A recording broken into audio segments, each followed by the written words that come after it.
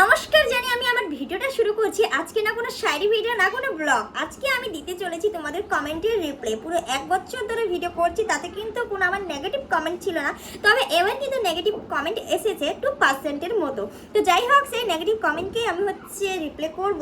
তো জাস্ট যারা যারা নতুন দেখছো অবশ্যই কিন্তু ফলো করতে ভুলবে না, আর যারা যারা রয়েছে আমার সাথে তাদেরকে জানি অসংখ্য ধন্যবাদ। তো বাস্তব জীবনের সাথেই যেগুলো যে সব ঘটে চলেছে আমাদের সমাজে, সেগুলোই তুলে ধরার চেষ্টা করছি।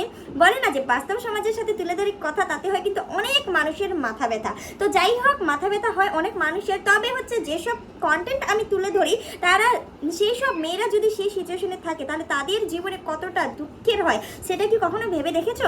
তো যাই হোক, আজকে আমি কমেন্টের রিপ্লাই দিব। প্রথমত বলি, কিছু কিছু মানুষজন মানে কমেন্ট করেছে যে সবাই সমান না। মেয়ে মনে করে যে স্বামীর মতো আপন কেউ হয় না, কিন্তু সত্যি কথাটা কি জানো তো বোন? মেয়েদের জীবনে সবচেয়ে বড় শত্রু হলো সেই স্বামী নামক প্রাণীটা।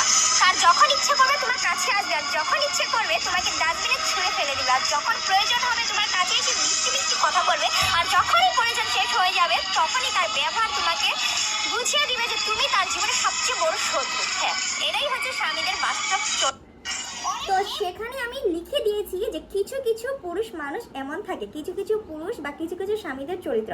সেখানে সবাই কিছু ভাগ কমেন্ট করেছে আমাকে যে সবাই সমান না। হ্যাঁ, আমি তো নিজেই জানি যে সবাই সমান না, কিছু কিছু পুরুষ মানুষ তেমন থাকে।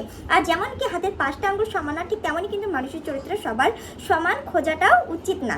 তো যাই হোক, সেখানে প্রথমে আমি লিখে দিয়েছি কিছু কিছু। তাই সবাই যারা যারা কমেন্ট করেছিল যে সবাই সমান না, সবাই তোমার স্বামীর মতো না, এইসব ধরনের, তো তাদেরকে বলছি আমি লিখিয়ে দিয়েছি ভাই, সেখানে কিছু কিছু ছিল।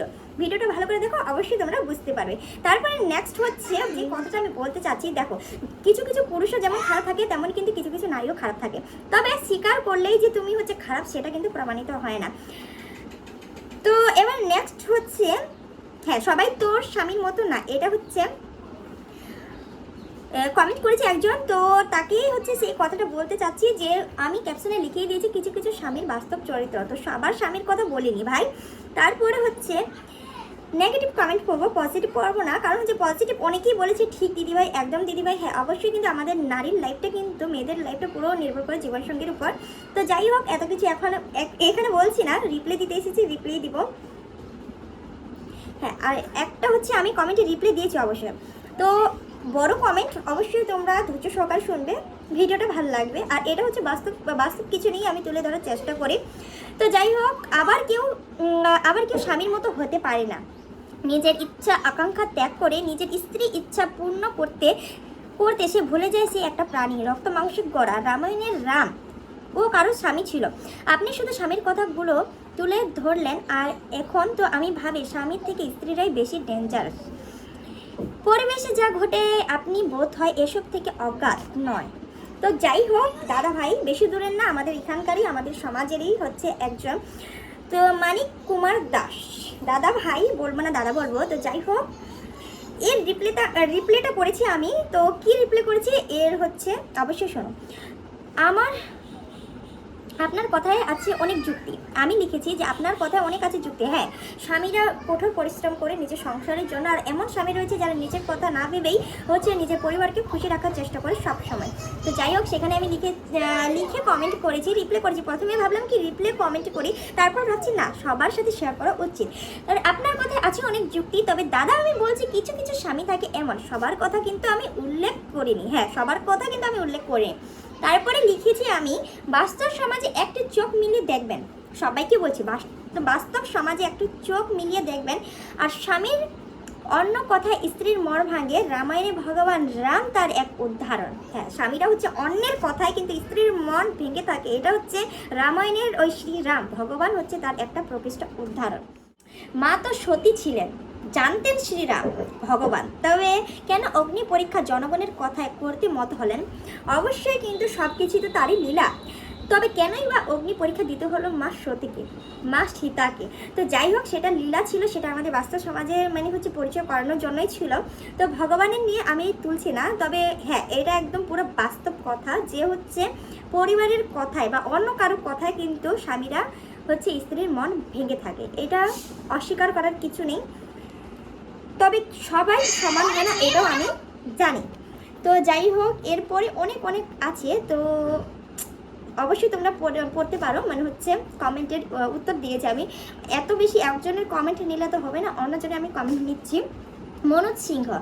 মনোজ সিংহা হচ্ছে কমেন্ট করেছে, মনোজ যেহেতু আমার দাদার নাম। তো যাই হোক দাদা, যে স্বামী হারাইছে একবার জিজ্ঞাসা করিস ওহে ঠিক হবে। একটা পুরুষ কোনোদিনও পরিবারের লোকেদের হিংসা করে না, একটা মেয়ে মেয়েদের নিয়ে হিংসা করে, ননদ, যা, কাকিমা, শাশুড়ি। একদম ঠিক, কোনো পুরুষ পুরুষকে নিয়ে হিংসা করে না, মেয়েরাই মেয়েদেরকে নিয়ে হিংসা করে।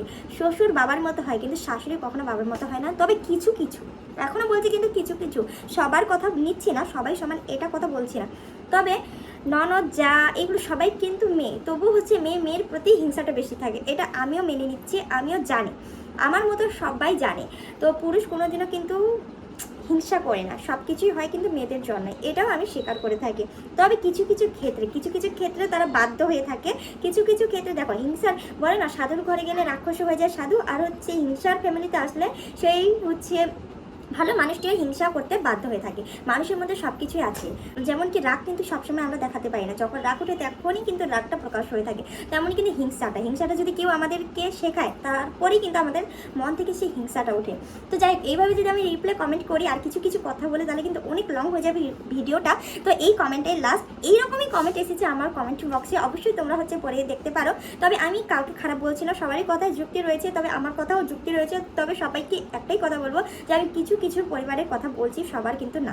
তো যাই হোক, এবার বলেছে সারাদিন বাড়িতে কে কি বললো সব শুনে কথাগুলো ভালো করে সাজিয়ে গুছিয়ে রাখবে, আর মনে মনে ভাবে যে স্বামী আসুক বকাবকি করবে, তোমার মা, তোমার বোন, তোমার কাকি, তোমার ভাইয়ের বউ এই বলছে ও বলছে। হ্যাঁ, এটা কিন্তু সত্যি, আমরা স্ত্রীরা কী করি, স্বামীরা সারাদিন হচ্ছে কাজে ব্যস্ত থাকে, এটাও জানি। তারপর আমরাও কিন্তু সারাদিন বাড়িতে বসে থাকি না, আমরাও কিন্তু কিছু না কিছু করতে থাকি, প্লাস হচ্ছে বাচ্চাদের সামালতে থাকি। তারপর আমাদের জীবনে যা কিছু ঘটে থাকে সারাদিনের মধ্যে, সব কিছু আমরা স্বামীকে শোনানোর জন্য অপেক্ষায় থাকি যে কখন স্বামী আসবে আর কখন তা হচ্ছে সব কিছু বলা যাবে। কিন্তু কিছু কিছু মেয়ে সেই ভাগ্যটা পেয়ে থাকে যে স্বামী এসে তাকে সময় দিয়ে তার কথাগুলো শোনে, কিন্তু সবাই আর কি শোনে না, এটাও কিন্তু বাস্তব। কিছু কিছু স্বামী বাইরে থেকে কাজের ব্যস্ততার মধ্য দিয়ে বাড়িতে আসার পর পরিবারকে সময় দিলেও নিজের স্ত্রীকে সময় দেয় না, এই কথাটাও কিন্তু অস্বীকার করা যায় না। তবে কিছু কিছু পুরুষের ক্ষেত্রে এটাই বলবো। তো যাই হোক, এত কমেন্ট আর পড়ছি না, কারণ এত যদি কমেন্ট পড়ি লং হয়ে যাবে পুরো ভিডিওটা। তো এখান থেকে ভিডিওটা শেষ করছি। অবশ্যই তোমরা হচ্ছে আমার কমেন্ট বক্সে দেখবে অনেক কিছু কমেন্ট এসেছে। তো সবাইকে একটাই কথা বলবো যে একবারই ভেবে দেখো, 5টা আঙ্গুল সবসময় সমান হয় না, আর এটাই বলেছি। আর কিছু কিছু পুরুষ এমনও থাকে যারা শুধুমাত্র নারীকে প্রয়োজন ভাবে, মানে নিজের স্ত্রীকে প্রয়োজন ভাবে, তার চেয়ে বেশি কিছু না। আর পুরুষের কারণেই কিন্তু নারীর চোখে জল আসে, এটাও কিন্তু সত্যি একটা ঘটনা। তো যাই হোক, এত কিছু বলছি না, কিছু কিছু হচ্ছে আরও কমেন্ট করতে চাও, নেগেটিভ হোক বা পজিটিভ, কিছু জানতে চাও বা কিছু বলো যে এই ধরনের ভিডিও মানে হচ্ছে নিয়ে আসবো আমি, তো অবশ্যই কিন্তু কমেন্ট করে বলো। তো কেমন লাগলো অবশ্যই কমেন্টে জানিও। তো যতটা বোঝাতে পেরেছি, জানি না কতটা বোঝাতে পেরেছি, তো কিছু ভুল হয়ে গেলে অবশ্যই ক্ষমা চোখে দেখবেন। তো ভালো থাকবেন, সুস্থ থাকবেন সবাই, দেখা হচ্ছে নেক্সট কোনো ভিডিওতে। টাটা।